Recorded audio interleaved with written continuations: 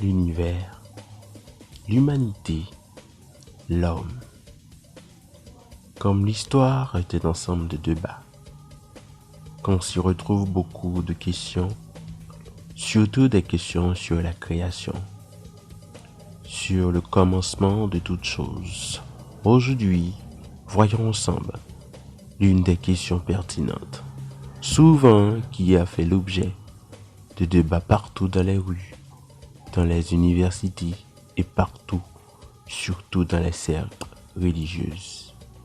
Comme la Bible est la seule qui peut nous aider à répondre à certaines questions aujourd'hui, nous allons voir ensemble l'une des questions pertinentes de la Bible. Est-ce vrai que Ève n'était pas la première femme du monde, ou encore la première femme d'Adam? Si cette question avait une réponse simple, nous ne serons pas là aujourd'hui pour faire un débat. Comme la Bible est l'une de nos plus anciennes livres et la seule qui peut nous aider à répondre à certaines questions, aujourd'hui nous allons voir ensemble des questions pertinentes de la Bible. À la fin de ce documentaire, nous verrons si oui ou non qu'Adam ait une autre femme à ses côtés avant Ève. Avant d'entrer dans notre sujet pour en savoir quelle a été la première femme du monde ou encore la première femme d'Adam, il est très important de faire un coup d'œil sur le livre des livres qui est la Bible pour en savoir comment tout a commencé. La Bible est un ensemble de textes considérés comme sacrés par les Juifs et les chrétiens.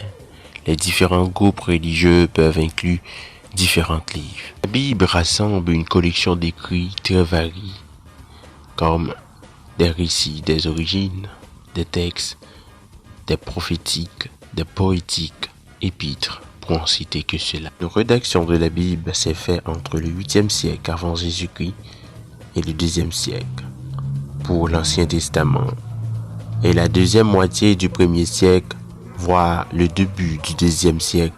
Il s'agit dans cette Bible des 4 évangiles, des actes des apôtres, des épîtres et de l'Apocalypse.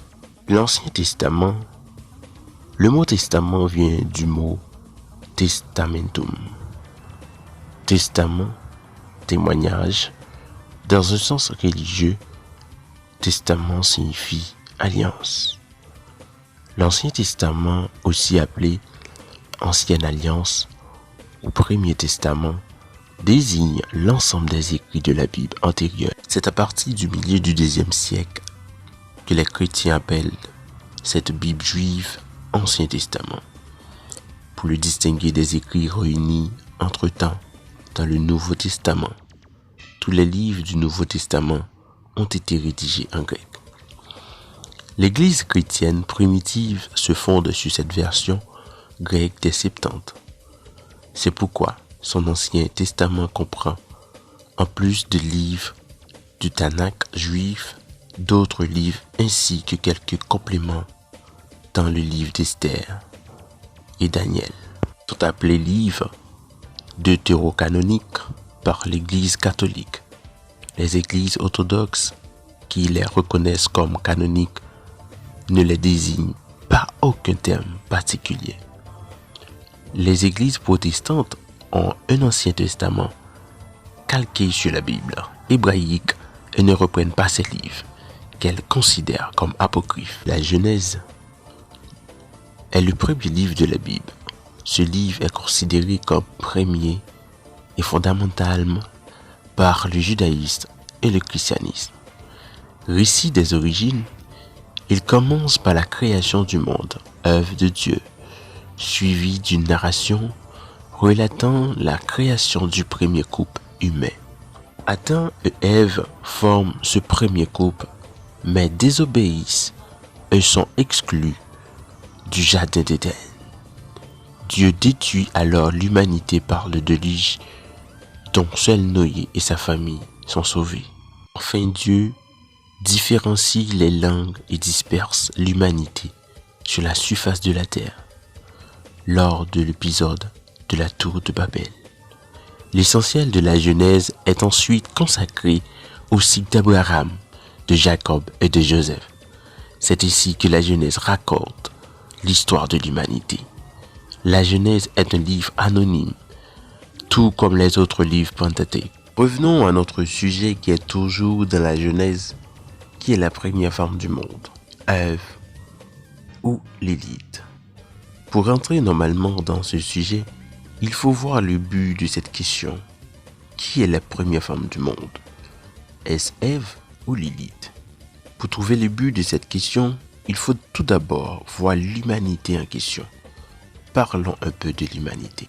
Adam et Ève, couple fondateur de l'humanité selon le texte de la Genèse, contrairement au mythe d'Atrahasis qui voit les humains comme les serviteurs des dieux mineurs.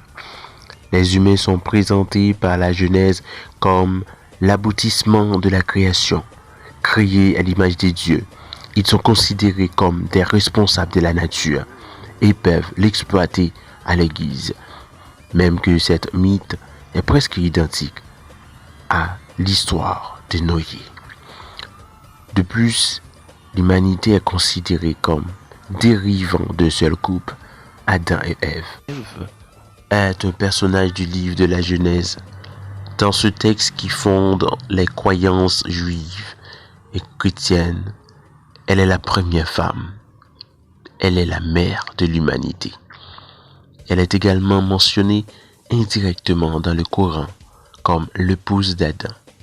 Dans la littérature islamique, elle est considérée comme la mère de l'humanité. Ce que dit la Bible sur Ève.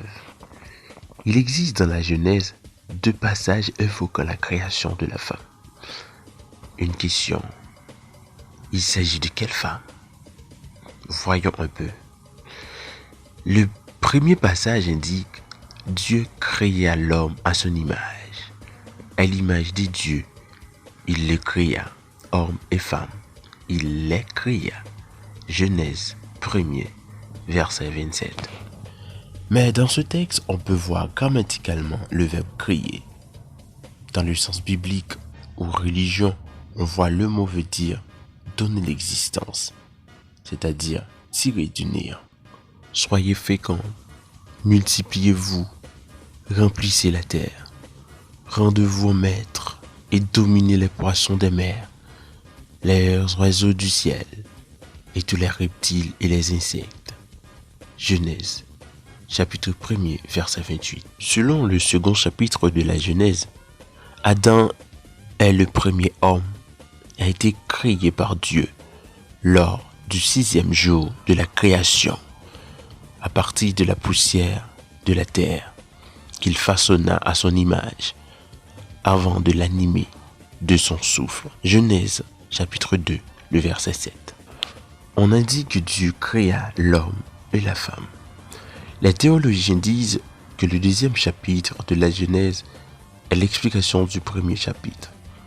Je peux comprendre, mais pourquoi on ne mentionne pas toujours aucun nom? Il modéla des animaux qu'il amena à Adam pour voir comment il les appellerait. Adam donna un nom à chacun d'entre eux, mais ne se trouva pas de compagne. Créa une femme, qu'Adam appela plus tard Ève à partir d'une côte d'Adam. Nous pouvons constater que Dieu considérait qu'Adam devait avoir une compagne. Pourquoi devait avoir une compagne? Où est donc la première femme? Celle qu'on a mentionnée dans le 1er chapitre. Un débat exégétique existe sur la traduction de l'expression « une de ses côtes ». Ève serait sortie du côté d'Adam endormi un nom de sa côte, renvoyant ainsi à l'androgynie originelle. Très tôt, les rabbins ont tenté de résoudre la contradiction entre ces 2 passages, le premier évoquant une création simultanée de l'homme et de la femme, le second une création de la femme postérieure à celle de l'homme. Mais le verset suivant va éclairer notre pensée, car une telle déclaration ne peut être sans signification. Genèse 2, versets 22 et 23. L'Éternel Dieu forma une femme de la côte qu'il avait prise de l'homme, et il l'amena vers l'homme. Et l'homme dit, voici cette fois celle qui est os de mes os et chair de ma chair. On l'appellera femme, parce qu'elle a été prise de l'homme. Soulignons cette phrase, ou encore cette partie de cette phrase. Voici cette fois celle. Pourquoi une telle déclaration? Voici cette fois celle. Cela nous montre qu'Adam avait une première femme auprès de lui. Si l'on analyse de près cette déclaration, voici cette fois celle. Maintenant, on peut comprendre la tristesse d'Adam. Pourquoi il se sentait triste et seul? C'est parce qu'il avait déjà une compagne. Mais, où est passée cette première compagne? Si cette femme était là, pourquoi on n'a pas mentionné son nom? Et pourquoi elle est partie? Est-ce qu'elle s'est rebellée contre Adam ou Dieu? Pour répondre à toutes ces questions, il nous demande d'approfondir notre recherche, de trouver s'il n'y a aucun livre qui parle de cette histoire cachée. Notre recherche nous amène à une légende. Reprenons certaines légendes sémites. Ils y ont vu la preuve de l'existence d'une autre femme, d'une première femme. Elle s'appelle Lilith, née non à partir de la poussière pure, mais des sédiments et de la saleté. Cette interprétation n'est toutefois étayée par aucune source biblique. Le nom de Lilith est en revanche mentionné une fois dans les Écritures de la Bible, à Ésaïe 34, le verset 14, parfois traduit par le spectre de la nuit, la chouette nocturne. Lilith est un démon féminin de la tradition juive. Elle est à l'origine une divinité mésopotamienne. Dans les légendes juives qui se répandent au Moyen-Âge, Lilith est présentée comme la première femme d'Adam, avant Ève. Elle constitue une figure récurrente dans les rituels magiques religieux, car elle représente un danger pour les femmes enceintes et pour les enfants que l'on protège grâce à des amulettes. Le mot Lilith est un apax dans la Bible hébraïque. La seule référence à Lilith figure dans le livre d'Ésaïe 34, le verset 14. Dans cette prophétie sur la fin du royaume d'Édom, le territoire d'Édom est décrit comme une terre désolée. Elle est habitée par des bêtes sauvages et par Lilith. La signification de Lilith dans ce passage n'est pas claire. Les premières traductions grecques de la Bible l'ont rendue de différentes manières. La Septante le rend par Anocentour, créature mi-homme, mi-âne. Cette lecture peut renvoyer à la figure de la mastie, qui peut être représentée assise sur un âne. Aquila transcrit simplement Lilith et Simac utilise le nom de Lamia, qui est un démon de la mythologie grecque. Les traductions françaises modernes optent généralement pour le nom propre Lilith, ou encore Lilith avec ou sans article défini, au singulier ou au pluriel. Dans des traductions plus anciennes, le mot hébreu ou grec est rendu par des termes se référant à des créatures mythologiques, démoniaques ou monstrueuses, effrayantes ou encore à des animaux nocturnes, à cause de la mauvaise étymologie qui fait dériver Lilith de la racine hébraïque signifiant nuit. Lamia, sirène, monstre de la nuit, créature de la nuit, spectre de la nuit, charente, hibou, chouette, etc. Dans la Kabbale à partir du XIIIe siècle, de nouveaux détails tirés de la littérature kabbalistique viennent enrichir le mythe de Lilith. Reprenant le récit biblique de la création, Lilith aurait été façonnée avec de la terre en même temps qu'Adam, mais avec de la terre impure, ce qui explique son caractère démoniaque. Genèse 2, verset 21 de Yakult Réouvenir. Dans d'autres récits, sa naissance est associée à celle de Samaël. Qui est Samaël? Samaël est une figure angélique de la tradition juive. Il est décrit comme le délateur, séducteur et destructeur du monde, souvent assimilé à Satan. Selon le Zohar, un livre de la splendeur, elle émerge spontanément en même temps que Samaël. Les deux sont liés au caractère sévère de la justice divine. La manifestation de cet attribut de la rigueur présente en effet une analogie avec le mal. Dans une autre tradition, Lilith et Samaël sont en fait un seul être androgyne à l'image des dieux. Ils sont apparus de dessous le trône divin. Pour la punir, Dieu la condamna à voir tous ses enfants mourir à la naissance. Désespérée, elle décide de se suicider. Les anges lui donnent le pouvoir de tuer les enfants des hommes jusqu'à la circoncision ou au 8e jour pour les garçons et jusqu'au 20e jour pour les filles. Elle rencontre ensuite le démon Samaël, l'épouser et s'installer avec lui dans la vallée de Jéhannoum où il prend le nom d'Adam Bélial. Pour se venger, Lilith devient le serpent qui provoque la chute d'Ève et incite Caïn à tuer Abel. Comme ses enfants s'entretuent, Adam refuse d'avoir des relations sexuelles avec Ève, ce qui permet à Lilith d'enfanter des nuées de démons avec le sperme d'Adam qui tombe par terre pendant 130 ans. Plus tard, dans le Livna ha-Sapir, Joseph Angelino identifie Lilith à la reine de Saba.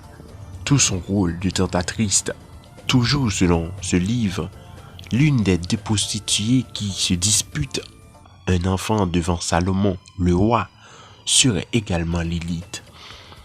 La démonologie des Midrashim et du Zohar, le livre des splendeurs, il y a deux Lilith, la petite et la grande. La grande est l'épouse de Samaël, c'est la femme de la dépravation. Les géonymes expliquent qu'elle contrôle 480 légions, ce qui correspond à la valeur numérique de son nom. Pour avoir, malgré tout, sauvé quelques enfants, dont le fils du roi Nabuchodonosor, elle est autorisée à remonter sur terre à l'approche du crépuscule. Petite est l'épouse d'Asmodée, prince des enfers, où Lilith règne en toute majesté, avec les trois autres reines des démons, Igat, Malahat et Nahama, et toutes les cohortes qui donnent naissance à des enfants par légion.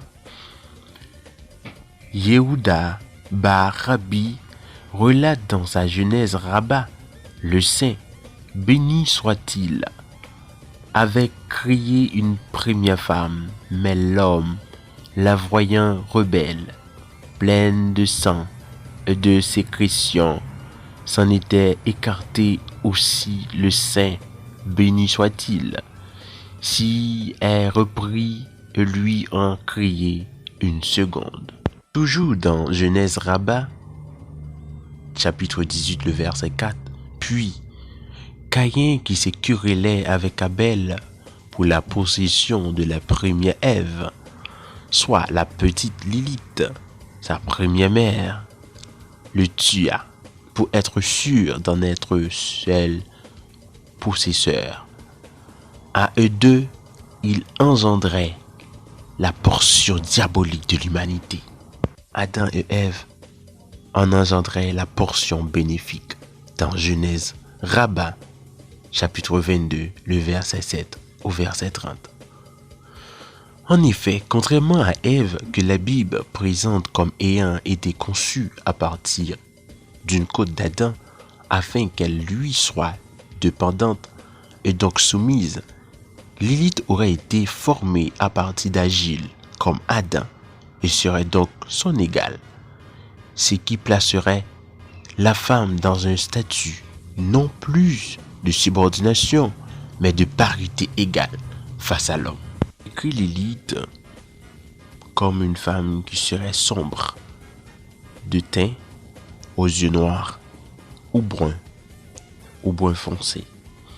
Ève aura le teint clair et les yeux clairs. Je suis Ève, la claire. Lilith n'était pas qu'une femme, c'était aussi celle qui savait, surnommée, qui lui fut donnée par Bélial. Bélial est un terme hébreu qui signifie sans valeur, qui apparaît plusieurs fois dans la Bible où il désigne les idolâtres dans les termes fils de Bélial à cause de sa grande intelligence. En tant que femme supplantée ou abandonnée au bénéfice d'une autre femme, Lilith représente les haines familiales, la dissension des couples et l'inimitié des enfants.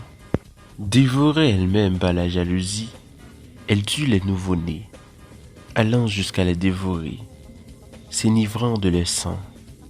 Si la garde des mères est trop vigilante, Lilith déterre leurs cadavres, les vidant de leurs entrailles, ne laisse que quelques fœtus de la paille.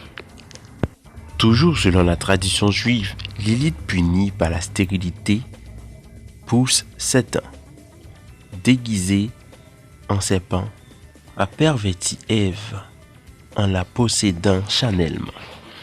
De cette union naît le premier être humain embolique, doté d'un nombril contrairement à ses divers parents. Caïn qui commet le premier meurtre sur terre en tuant Abel, son propre frère. Lilith est quadruplement vengée à travers l'homme trahi, Adam, à travers la mère bafouée et trompée, Ève, à travers l'enfant perverti, devenu assassin, Caïn, et quatrièmement par l'enfant tué, Abel. Bien au-delà de la vengeance, Lilith peut jouir du mal pour le mal. Dieu avait tout permis à Adam, sauf sous peine de mort, la consommation du fruit de l'arbre de la connaissance du bien et du mal. Le serpent, Nahas, en hébreu, apparut et promit à Ève qu'il n'en mourrait pas, mais que les yeux s'ouvriraient et que les nouvelles connaissances les apparenteraient à des dieux. Ève mangea du fruit défendu et en donna à Adam, qui en mangea à son tour. Lorsque Dieu interpella Adam, celui-ci se cacha à cause de sa nudité et dut avouer la faute. Alors Dieu condamna le serpent à ramper et mit l'hospitalité entre la femme et le serpent. Il condamna la femme à enfanter dans de grandes souffrances, à être avide de son homme et à lui être soumise. Enfin, il condamna l'homme à travailler pour se nourrir et à mourir.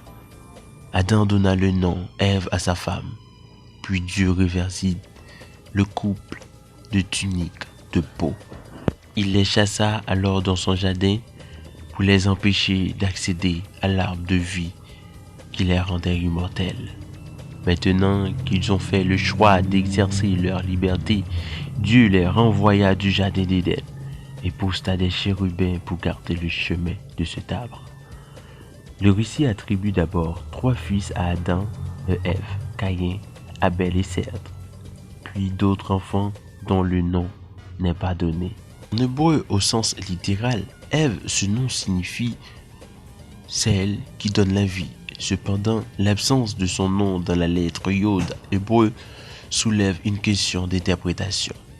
Moralement comme psychique, Lilith fonctionne alternativement comme image du démon sexuel et comme femme fatale, stérile, là où Ève est davantage vue comme la femme docile à l'homme, aussi idéale que génitrice.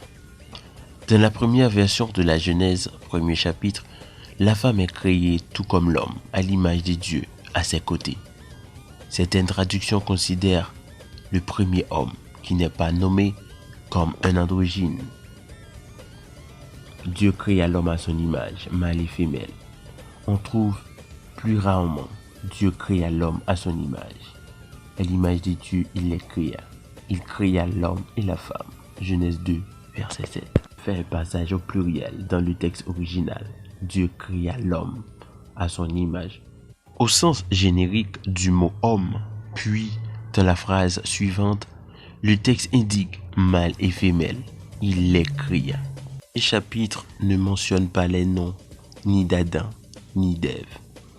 Ève apparaît dans la seconde version, deuxième chapitre de la Genèse, version qui se serait propagée tout d'abord dans le judaïsme, puis dans le christianisme et enfin dans l'islam.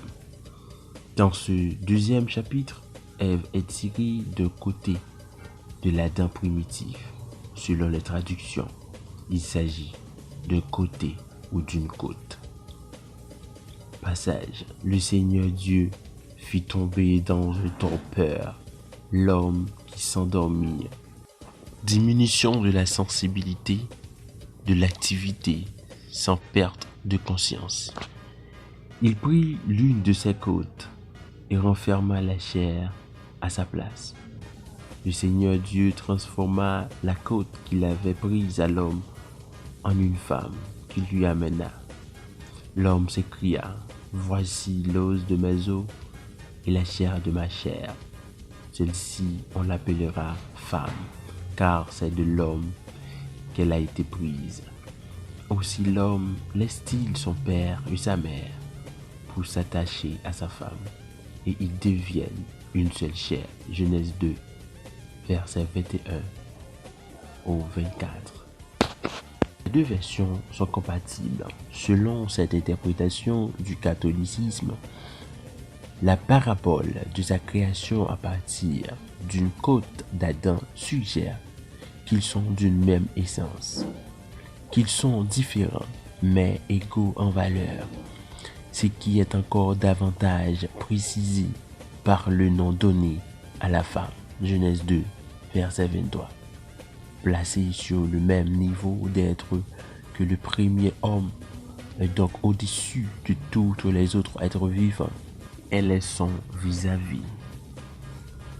Selon certaines légendes mystiques juives, elle succéda à Lilith qui, elle, apparaît une seule fois, nommément dans le livre d'Isaïe 34, le verset 12. 14. Dans un monde où tout était unité et harmonie, le péché originel a introduit la division. Il a pour conséquence les séparations. La séparation de l'homme avec Dieu. Adam et Ève quittent le paradis. La séparation de l'homme avec la femme. Chacun cherche à dominer l'autre. Et c'est par la séduction. Ton désir te poussera vers ton mari.